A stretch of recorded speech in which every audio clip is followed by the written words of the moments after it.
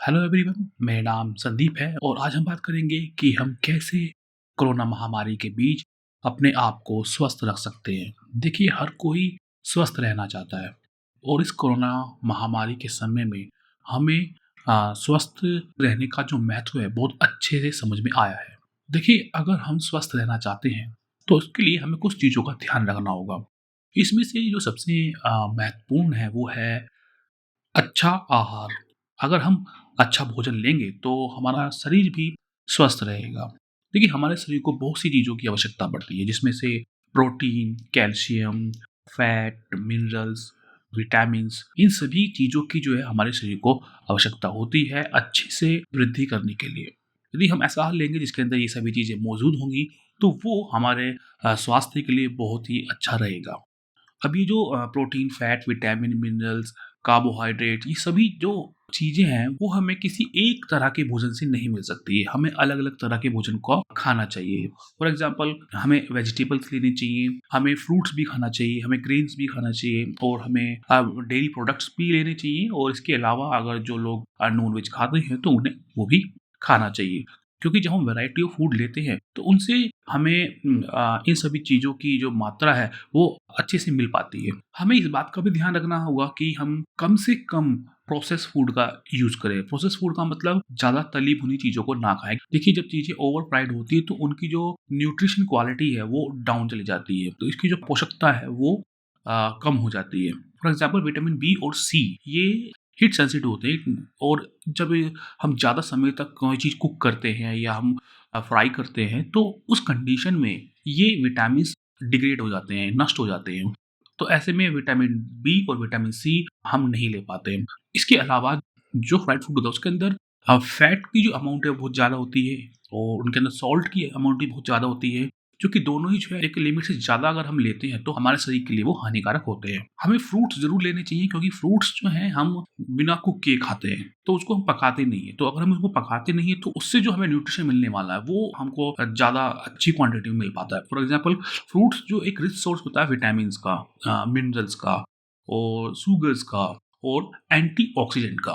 यहाँ जो ये शुगर है, ये शुगर भी हमारे लिए अच्छी होती है क्योंकि ये एक नेचुरल शुगर है। ये प्रोसेस करके नहीं बनाई गई है। इसके अलावा जो एंटीऑक्सीडेंट हैं, ये हमारे स्वास्थ्य के लिए बहुत ज़्यादा इंपॉर्टेंट है क्योंकि एंटीऑक्सीडेंट हमारे शरीर में जो फ्री रेडिकल्स बनते हैं, उनको ख़त्म करती है। ये जो फ्री रेडिकल्स होते हैं, ये हमारे शरीर में ही बनते हैं और फिर ये जो है हमारे शरीर में बहुत ज़्यादा डैमेज कॉज़ करते हैं। तो अगर एंटीऑक्सीडेंट हमारी बॉडी में रहेंगे तो ये उन फ्री रेडिकल्स को नष्ट कर देगी। इसके बाद जो दूसरा आता है, वो आता है एक्सरसाइज। हमें एक्सरसाइज करनी चाहिए। देखिए, हम चाहे कितना भी अच्छा खाना क्यों ना खा लें, लेकिन अगर हमारी बॉडी फिजिकली वर्क नहीं कर रही है तो उस फूड से हमें कोई फायदा नहीं होने वाला है। हमारी जो बॉडी है वो फिजिकल वर्क करने के लिए डिजाइन है। अगर हम ऐसा नहीं करेंगे तो हमारी बॉडी जो है वो स्ट्रोंग नहीं हो पाएगी। आजकल जो हमारा जो लाइफस्टाइल है वो इस तरीका का हो गया है कि जिसके अंदर हम फिजिकली जो है बहुत कम काम करते हैं। आजकल जो हमारा वर्क है वो कंप्यूटर बेस्ड हो गया है। ऑफिस में जो है हम ज़्यादातर काम जो है वो हम बैठकर करते हैं। तो उससे क्या होता क्या है कि हम फिजिकली वर्क नहीं कर पाते और हम जब हम फिजिकल वर्क करते हैं तो उसका तो सबसे पहला जो हमें फ़ायदा होता है वो होता है कि हमारा जो ब्लड सर्कुलेशन है वो बढ़ जाता है। ब्लड सर्कुलेशन के बढ़ने से फ़ायदा ये होता है कि जो भी खाना हमने खाया है वो हमारी बॉडी में अच्छे से सर्कुलेट हो पाता है। अगर हमारा ब्लड सर्कुलेशन ठीक नहीं होगा तो जो फूड है वो हमारे बॉडी के सभी पार्ट्स के पास सही से नहीं पहुंच पाता है। तो उस वजह से जो है कुछ पार्ट जो हमारी बॉडी के कमज़ोर रह जाते हैं। फॉर एग्ज़ाम्पल, जब हम एक्सरसाइज करते हैं, हमारा ब्लड सर्कुलेशन बढ़ता है, तो उससे जो है ब्लड का जो फ्लो है वो आउटर स्किन की तरफ बढ़ जाता है और ये बहुत इंपॉर्टेंट होता है। क्योंकि जो इस तरीके से जो आउटर स्किन की तरफ ब्लड सर्कुलेशन बढ़ता है, उससे वहाँ तक न्यूट्रिशन भी पहुँच पाता है। तो हमारी जो आउटर स्किन है, इस तरीके से ज़्यादा हेल्दी रह पाती है। आउटर स्किन का जो हेल्दी रहना इसलिए भी इम्पोर्टेंट है क्योंकि ये जो है हमारा प्राइमरी डिफेंस सिस्टम का पार्ट है। जो भी बैक्टीरिया है, जो भी वायरसेस हैं, जो भी जीवाणु हैं, वो फर्स्ट ऑफ ऑल अगर हमारी बॉडी में एंटर करते हैं तो सबसे पहले उसको इसी बैरियर का सामना करना पड़ता है। तो अगर ये हमारा जो ये फर्स्ट बैरियर स्ट्रॉन्ग रहेगा तो इन जीवाणुओं के लिए हमारे बॉडी में एंटर करना बहुत ही ज़्यादा मुश्किल हो जाएगा। एक्सरसाइज करने के जो और जो फ़ायदे हैं वो ये है कि हमारा जो है एक्सरसाइज के साथ हमारी जो मसल्स है वो स्ट्रॉन्ग हो जाती हैं, हमारी बोन जो है वो स्ट्रॉन्ग हो जाती हैं। और बोन का स्ट्रॉन्ग होना भी हमारे इम्यून सिस्टम के लिए बहुत ज़्यादा ज़रूरी है, क्योंकि इस बोन के अंदर बोन मैरो होती है और बोन मैरो के अंदर ही हमारी इम्यून सेल्स बनती हैं। तो अगर बोन की हेल्थ अच्छी होगी तो हमारे जो इम्यून सेल्स हैं वो भी अच्छे से डेवलप हो पाएंगी। और एक्सरसाइज करने से हमारे शरीर में एंजाइम सिक्रीशन अच्छे से हो पाता है, हमारे जो हार्मोन्स हैं वो अच्छे से रिलीज़ हो पाते हैं। एंजाइम सिक्रीशन की वजह से हमारा जो डाइजेशन है वो बेटर हो पाता है। हार्मोन्स का सिक्रीशन होने की वजह से हमारे बॉडी का जो इंटरनल कम्युनिकेशन है वो अच्छे से हो पाता है। इसलिए हमें जो एक्सरसाइज का विशेष ध्यान देना चाहिए। हमें डेली 1 घंटा एक्सरसाइज के लिए ज़रूर निकालना चाहिए। और इसके बाद जो नेक्स्ट आता है उस पर कोई ज़्यादा विशेष ध्यान नहीं देता है, जो कि इसका भी रोल जो है बहुत ज़्यादा इम्पोर्टेंट होता है हमारे शरीर के स्वास्थ्य के लिए। ये जो तीसरी चीज़ है वो है मेंटल हेल्थ। अगर हम दिमागी तौर से स्वस्थ नहीं हैं, तो हम शारीरिक तौर पर भी स्वस्थ नहीं रह सकते, क्योंकि हमारा जो ब्रेन है वो हमारी बॉडी को कंट्रोल करता है। हमारे जो है दिल की धड़कनों को हमारा ब्रेन कंट्रोल करता है, हमारे सांस को जो है हमारा ब्रेन कंट्रोल करता है। इसके अलावा हमारे जो हार्मोन्स रिलीज हो रहे हैं, एंजाइम्स बन रहे हैं, इन सभी चीज़ों को हमारा ब्रेन कंट्रोल करता है। तो अगर हमारा ब्रेन प्रॉपर फंक्शन नहीं करेगा तो हमारा शारीरिक स्वास्थ्य भी अच्छा नहीं हो सकता। ऐसा देखा गया है कि जो लोग ज़्यादा टेंशन में रहते हैं उन लोगों को हार्ट अटैक और स्ट्रोक का जो है बहुत ज़्यादा खतरा बना रहता है। इसके अलावा इन लोगों को बहुत आसानी से इन्फेक्शन हो जाता है, और जब इन्हें इन्फेक्शन हो जाता है तो इनके लिए उससे रिकवर होना, उससे ठीक होना काफ़ी मुश्किल हो जाता है। तो इनकी जो बॉडी है वो जल्दी से रिकवर नहीं हो पाती है। इनका जो मोटिवेशन लेवल है वो बहुत ही ज़्यादा लो होता है। तो नॉर्मली क्या होता है, क्या है कि या तो जो ये प्रॉब्लम है, जो इनको टेंशन है वो होती है घर में किसी वजह से, या फिर ऑफिस इन्वायरमेंट जो है उनका अच्छा नहीं होता है।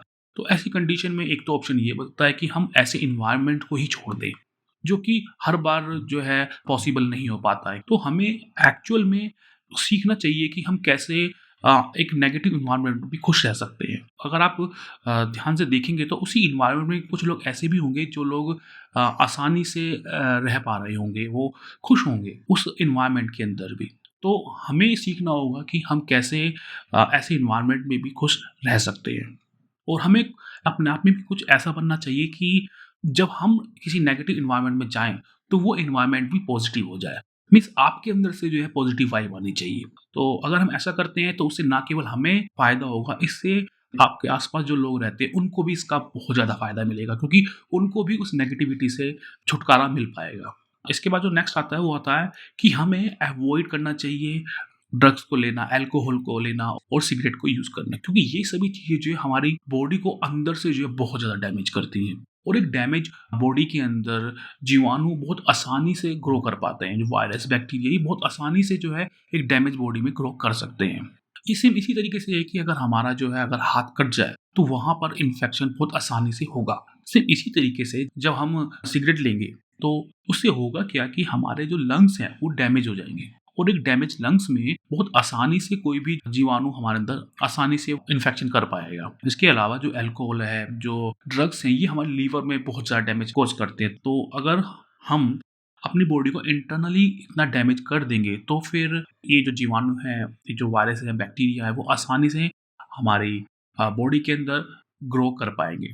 तो इसके बाद जो नेक्स्ट आता है वो आता है कि हमें फ्रेश एनवायरनमेंट में रहना चाहिए। हमें ऐसी जगह पे रहना चाहिए जहाँ पर वेंटिलेशन अच्छा है, जहाँ पर हवा अच्छे से आती है, जहाँ पर सनलाइट अच्छी होती है। तो ऐसे अगर एनवायरनमेंट में रहते हैं तो इस एनवायरनमेंट के अंदर ये जो बैक्टीरिया, वायरसेस, फंगस ये नहीं हो पाते हैं, या इनकी जो मात्रा है वो बहुत कम होती है।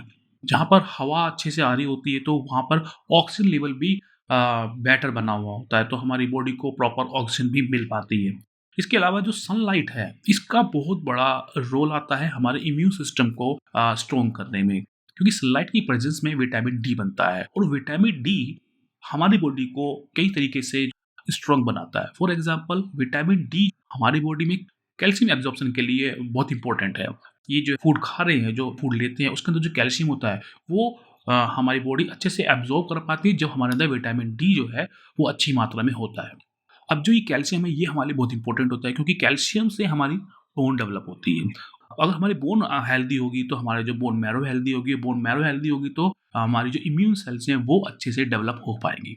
दूसरी तरफ जो कैल्शियम आयन है ये भी हमारे जो इम्यून सिस्टम के लिए बहुत ज़्यादा इंपॉर्टेंट है, क्योंकि कैल्शियम आयन एक सिग्नल की तरह काम करता है। तो हमारी जो सेल्स हैं वो आपस में जो कम्युनिकेशन करती हैं, जो हम आपस में जो टॉक करती हैं वो कैल्शियम आयन की वजह से करती हैं, क्योंकि ये एक सिग्नल की तरह वर्क करता है। सपोज कीजिए कि हमारे एक बॉडी पार्ट के अंदर इन्फेक्शन होता है और जो हमारी इम्यून सेल है वो वहाँ पर जाकर उसको डिटेक्ट भी कर लेती है। उसके बाद ये जो इम्यून सेल्स हैं वो अदर इम्यून सेल्स से आपस में कॉन्टैक्ट करती है, और ये जो कॉन्टैक्ट है इसमें कैल्शियम आयन का बहुत इंपॉर्टेंट रोल होता है। इसके अलावा कैल्शियम हमारे मसल्स कॉन्ट्रैक्शन के लिए भी यूज हो रहा होता है। हमारे जो सेल है उसके इंटरनल मेटाबॉलिज्म में भी कैल्शियम का इस्तेमाल हो रहा होता है। तो इट मीन्स कैल्शियम बहुत इंपॉर्टेंट है हमारे शरीर के लिए। अब सपोज कीजिए कि हमारी जो बॉडी के अंदर कैल्शियम की मात्रा कम होती है, तो उससे क्या होगा? पहली बात तो ऐसा होगा ही नहीं, क्योंकि नॉर्मली हमारी बॉडी इस बात का अच्छे से ध्यान रखती है कि हमारे जो ब्लड है उसके अंदर कैल्शियम की कमी ना हो जाए। और अगर कैल्शियम की कमी होती है तो उस समय वो अपनी बोन को, जो हड्डियों को जो है वो वहाँ से गलाना स्टार्ट करती है, और वहाँ से जो कैल्शियम है वो ब्लड सर्कुलेशन में भेजा जाता है, सो दैट के हमारे ब्लड के अंदर कैल्शियम की कमी ना हो। लेकिन इसकी वजह से हमारी जो बोन है वो कमज़ोर हो जाती है। तो इसका हमारी बोन पे भी इफ़ेक्ट पड़ रहा होता है, अगर इसकी कमी हो जाती है। इसके अलावा जो विटामिन डी है वो डायरेक्टली भी हमारे इम्यून सेल्स को रेगुलेट कर रहा होता है, उसकी ग्रोथ को रेगुलेट कर रहा होता है। उसके अंदर जो अंदर इंटरनल मेटाबॉलिज़्म चल रहे होते हैं वो भी विटामिन डी कंट्रोल कर रहा होता है। और विटामिन को प्रोडक्शन के लिए हमारे शरीर को सनलाइट की ज़रूरत पड़ती है। तो अगर हम इन सभी बातों का ध्यान रखेंगे तो हमारा जो शरीर है वो अच्छे से वृद्धि कर पाएगा, वो इन्फेक्शन से लड़ पाएगा।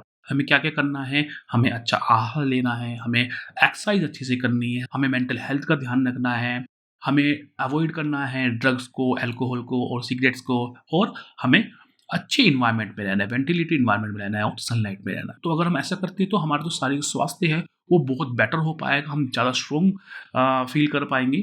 तो आशा करता हूँ आप सभी को ये वीडियो पसंद आया होगा, आपको इससे काफ़ी कुछ जानने को मिला होगा। तो अगर वीडियो पसंद आई तो प्लीज़ लाइक कर देना, सब्सक्राइब कर देना। अगली बार फिर मिलते हैं एक नई वीडियो के साथ, तब तक के लिए नमस्कार।